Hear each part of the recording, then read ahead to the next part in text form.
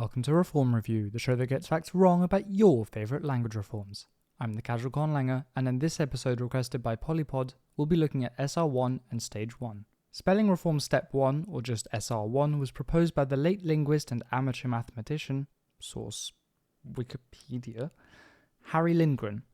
He proposed and used SR1 in his book Spelling Reform: A New Approach, published in 1969, in which he detailed two very different, very extensive phonetic reforms that might follow on from it. In 1912, Harry Lindgren was born in Newcastle upon Tyne in England, and at 23 migrated all the way to Perth, Australia to join his family.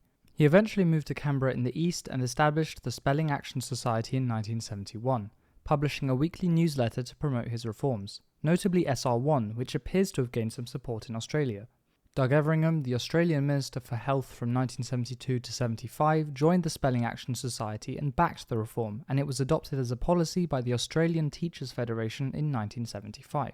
However, after a series of mergers with other unions in the 80s and early 90s to form the current 200,000 member strong Australian Education Union, this policy was not carried over, and there's no evidence of the reform being adopted elsewhere.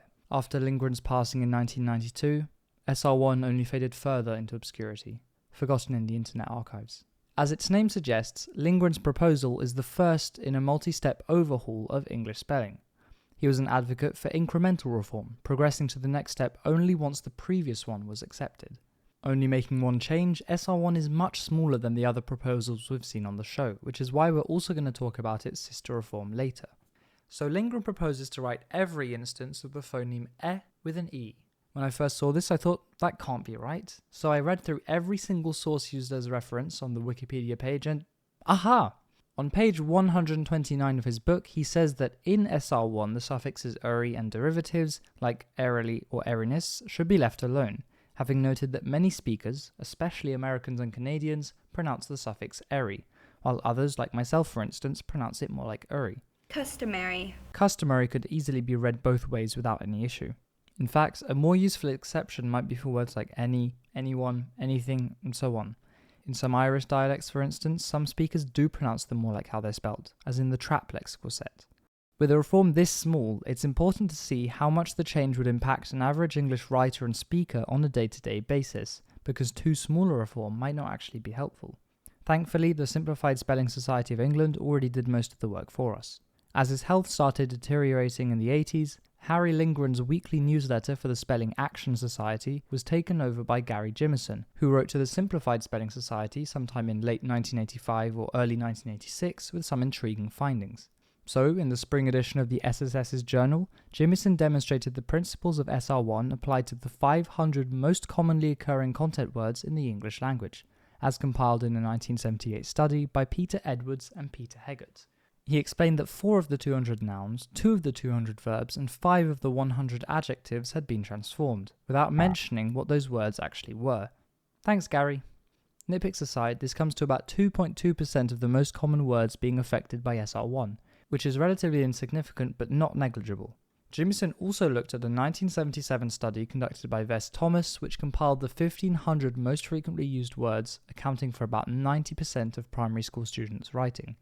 Jimison found that SR1 affected about 1.6% of these words, so the change is even less significant when including function words like prepositions and determiners. Let's look at some of the words affected by the reform.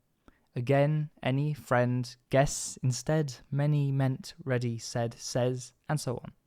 As the first stepping stone into the deeper waters of English orthography, SR1 is a great starting point, in theory at least. However, in practice, it runs into 3 issues. Issue number 1. One small change isn't enough. If we continue the analogy of stepping stones on water, how can we know that people will want to jump to the next stone once they're on the first? With a change so small, most people might barely notice that they were above water in the first place. Case in point, you might not have seen that I've been secretly applying SR1 to the subtitles, if you have them on.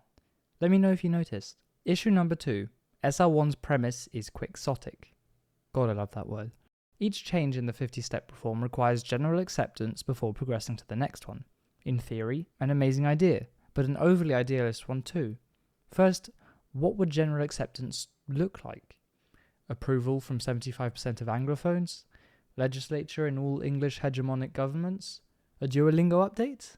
Second, how long would it take for each step to be accepted? 5 years? 10 years? 50 years?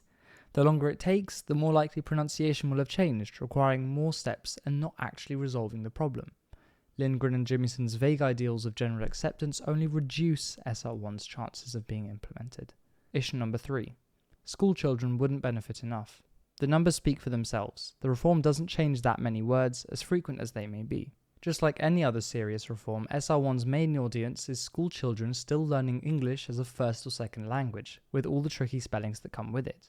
They wouldn't benefit all that much from 2% of frequently used words being changed. Furthermore, non-native English learners often use old, outdated resources, meaning the change wouldn't catch on globally for an even longer time. You might be thinking, but Casual Conlanger, this is just the first step. The next changes would compensate for the issue. As we saw in issue 2, each step would likely take a long time to be implemented and accepted, meaning that the school children and non-native learners that might benefit from SR1 almost certainly wouldn't benefit from SR2. Before we talk about stage 1, let's look at a poem exemplifying SR1's change. Draw a breath for progress. Tread abreast ahead. Fight against old spelling. Better read than read. Spread the words at breakfast. Measure them in bed. Dream of wealth and treasure. Better dead than dead. If you have any thoughts on SR1, let me know in the comments. Now, stage 1. It's a sister reform to SR1, or a fork if you're a programmer, conceived by the Simplified Spelling Society, adopted as the house style in their newsletters from 1984 onwards. Originally named the Big Four, Stage 1 eventually became the Society's poster child for incremental reform once the changes had been refined. It appears that in the early 1980s, the SSS moved towards promoting and discussing incremental and gradual reforms, as it became clear that one giant sweeping reform was simply too ambitious for the English language. So, here it is. The first change is aptly called SR1, since it is in fact SR1. The second is SRPH, changing all PH to F when pronounced F, which the Simplified Spelling Society considers the least controversial of all reforms. Do note here that SR doesn't stand for step reform or stage reform, but spelling reform. How very confusing. Next, the third modification deletes GH from AUGH when pronounced OR, and replaces UGH with F when pronounced F. The fourth change is SROUGH, which makes several tweaks to the various pronunciations that have plagued English spelling for so long. OUGH becomes OU when pronounced OW, and AU for OR. Depending on the pronunciation, OUGH can be changed to OF or UF, like in enough or cough, or to O or OE, like in though. But dough is spelled DOH, and thorough becomes thorough, with a complete disregard for the North American pronunciation. Finally, OUGH becomes U when pronounced U, so through, for example. The fifth and last change is SRDUE, or drop useless E's. As it states, you get rid of an E from the end of a word if it's entirely useless, that is, it doesn't serve any phonetic purpose, or if it's misleading, but only for what they call short-voweled syllables. Some examples of this change include have, give, opposite, negative, massive, active, involve, live, but not the adjective live or were, which have long vowel syllables. In the Simplified Spelling Society, stage 1 was generally accepted. However, Doug Everingham, the former Australian minister and longtime SAS member we mentioned earlier, wrote to the SSS with his criticisms of stage 1. He argued that the 4 extra rules did not offer consistency and were limited by existing spellings, and didn't address the confusion between different spellings for the same sound. Instead, he suggested adopting Lindgren's approach, which would involve spelling words according to their sound and not by current spellings, since English is a bad baseline. As an alternative to some of the changes, Doug recommended first addressing doubled consonants, changing the vowel before them, think cuter and cutter, pointing to Spanish as a good example of doubling not causing problems. After that, he opted for regularizing all spellings of V to just V, which takes care of, and then applying SRF to make all F sounds be spelt with an F. Doug basically scrapped drop useless E's because of the hundreds of cases like born, come, catalogue, done, foe, gone, judge, more, none, program, statue, rue, toe, where it's unclear whether to apply the rule or not. Most of all though, he insisted on the one step at a time rule of SR1, which would help avoid confusion, as well as the fact that spelling reform should follow sound and not correct deviations from sound one at a time.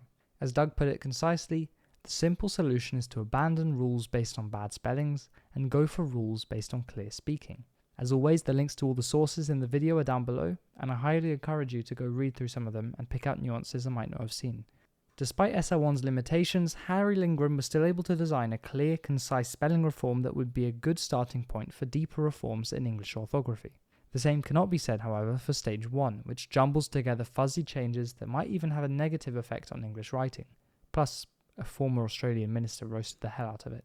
That's why, all in all, I like SL1 more than Stage 1, and would put it after cut spelling.